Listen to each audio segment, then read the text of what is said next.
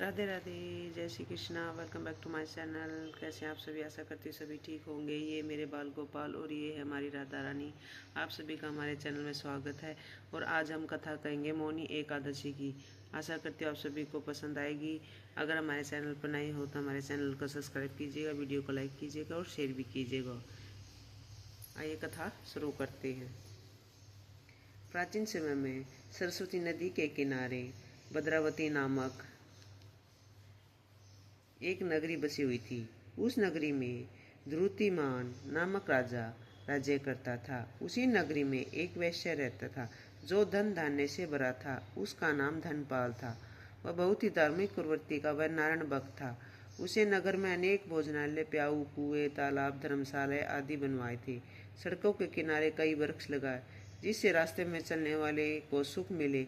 वह उस वैश्य के 5 पुत्र थे, जिनमें से सबसे बड़ा पुत्र ही पापी व दुष्ट था। अपने पिता का ज्यादातर धन वह बुरे संगतों में उड़ाया करता था। मांस मदिरा करना उसका हर दिन का काम था।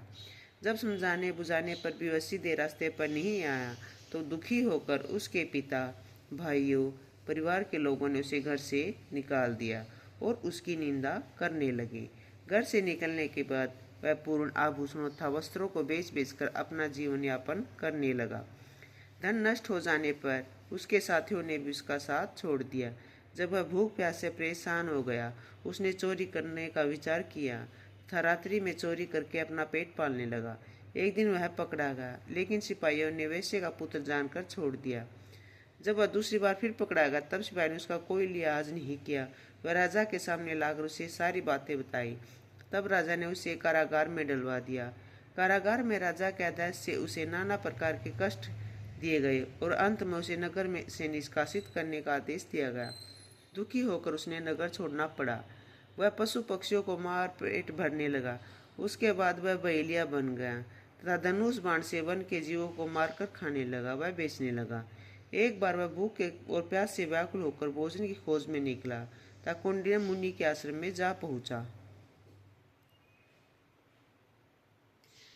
इन दिनों में वैशाख का महीना था। कुंडिल्य मुनि गंगा स्नान करने आए थे। उन्हें भीगे कपड़ों में छींटे उस पर पड़ गए, जिससे वह कुछ सुध होकर आ गई। वह ऋषि के पास पहुंचकर हाथ जोड़कर कहने लगा कि कहा, हे महात्मा, मैंने आपके जीवन में अनेक पाप किए हैं।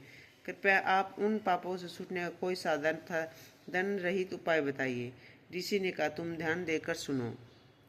वैशाख माह के शुक्ल पक्ष की एकादशी का व्रत करो। इस एकादशी का नाम मोहिनी है। इसका व्रत करने से सभी पाप नष्ट हो जाते हैं। ऋषि के वचनों को सुनकर बहुत ही प्रसन्न हुआ और उनके द्वारा बताई गई विधि के अनुसार उसने मोहिनी एकादशी का व्रत किया।